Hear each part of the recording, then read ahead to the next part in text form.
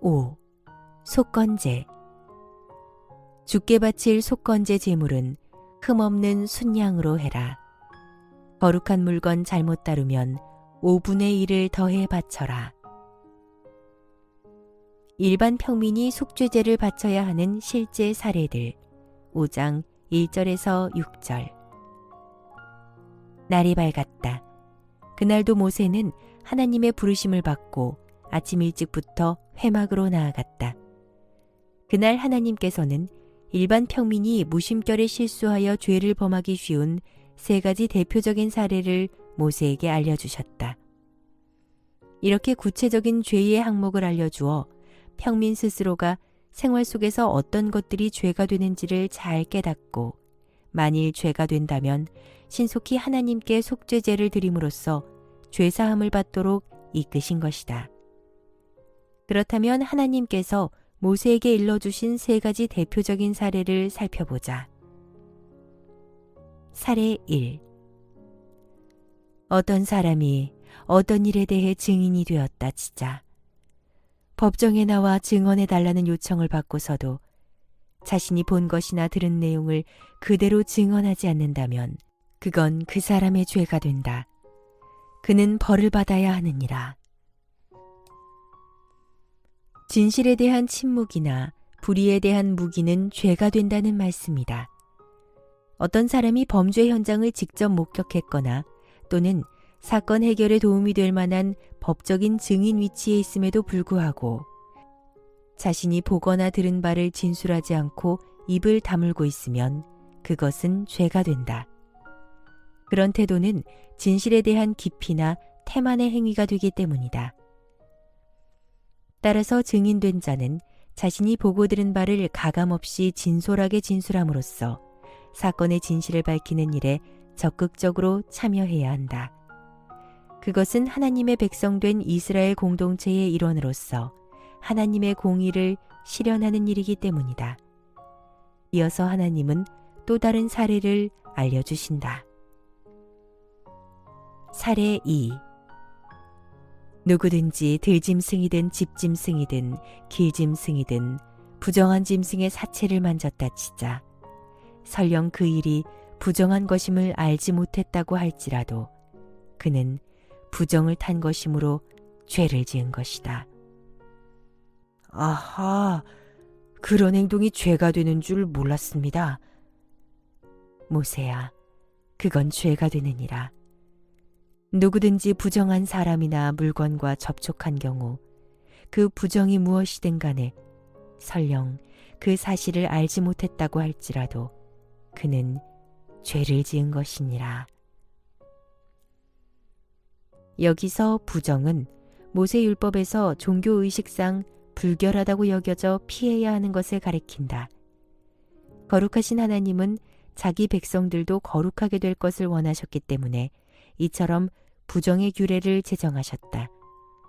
그래서 성경은 어떤 짐승들, 어떤 행위 또는 어떤 현상들에 대해서는 종교의식법상으로 부정하다라고 규정하고 있다. 이 같은 부정의 규례는 오늘날 우리의 눈에는 무척 생소하고 자의적인 것처럼 보일 수 있다. 그러나 당시 이스라엘 백성들은 그러한 부정의 규례를 통해서 거룩하신 하나님의 거룩한 백성답게 구별된 삶을 살아가는 선민의 도리와 정결의 원리를 배웠다.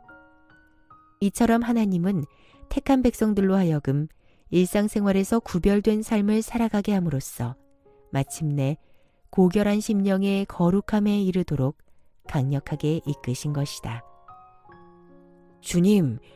주님께서는 지금 사람의 부정을 말씀하셨는데 그건 구체적으로 어떤 부정을 말합니까? 사람의 부정은 사람과 관련된 여러 가지 부정을 뜻하느니라. 죽은 사체에 접촉하거나 또는 출산, 나병, 유출, 정액의 배설, 그리고 생리 중인 여인과 접촉하는 경우가 부정한 경우니라. 죽은 사체가 부정한 이유는 무엇이옵니까? 그것은 인간의 범죄로 인해 초래된 죽음의 결과물이기 때문이니라.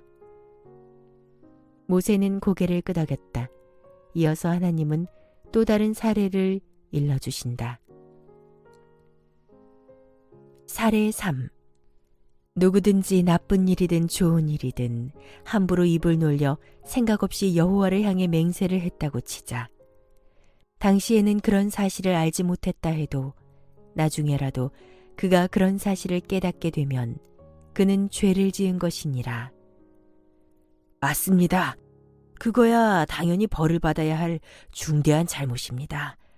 어찌 인간이 감히 주님의 이름을 경솔하게 함부로 일컬을 수 있겠습니까? 이 사례는 여호와의 거룩한 이름으로 경솔하게 맹세한 후에 그것이 잘못된 맹세였음을 깨닫게 된 경우다. 사람들은 종종 위선이나 만용이나 객기 등으로 인해 경솔한 맹세나 헛된 맹세를 한다. 당시의 모든 맹세는 여호와의 거룩한 이름으로 행해졌기 때문에 그런 잘못된 맹세들은 결국 하나님께 죄를 지은 것이다. 지금까지 세 가지 실제적이고 대표적인 사례를 일러주신 하나님은 누구든지 그런 잘못이나 죄를 범했을 경우 어떻게 해야 죄사함을 받을 수 있을 것인지에 대해 알려주신다. 모세야, 들어라. 네, 말씀하소서 주님. 이런 경우에 너희는 속죄제를 내게 바쳐 필히 죄사함을 받아야 하느니라. 그 절차는 이러하니 사례에서 제시되었듯 일반 평민이 무심결에 죄를 지은 경우에 그것이 죄임을 깨닫고 죄사함을 받고자 한다면 그는 주님께 속죄제를 드려야 했다. 속죄제를 통해 죄사함을 받는 절차는 이러하다. 1. 무엇보다 먼저 죄를 지은 사람은 자신의 죄를 분명히 깨닫고 자신이 이러이러한 죄를 지었다는 사실을 주님께 솔직히 고백해야 한다. 2. 속죄제 제물이 될 짐승을 준비하여 성막 문 앞으로 끌고 간 뒤 그 짐승의 머리에 안수하여 자신의 죄를 그 짐승에게 넘겨 씌워야 한다. 3. 죄를 지은 사람은 번제단 곁 곧 성막의 북쪽들에서 그 짐승을 잡아 그 피를 제사장에게 건네주어야 한다. 4. 제사장은 그 피를 건네받아 번제단의 네 뿔에 바르고 나머지 피는 번제단 바닥에 전부 쏟아야 한다. 5. 그런 다음에 제사장은 그 짐승의 모든 기름덩이를 번제단 위에서 불살라야 한다. 그러면 그 희생제물의 고기가 번제단에서 불태워져 하늘로 올라가게 되는데 하늘에 계신 하나님은 위로 올라오는 그 고기의 냄새를 향기롭게 맡으시고 죄 지은 자가 그 죄값으로 죽은 것으로 인정하고 그 사람의 죄를 비로소 용서해 주시는 것이다.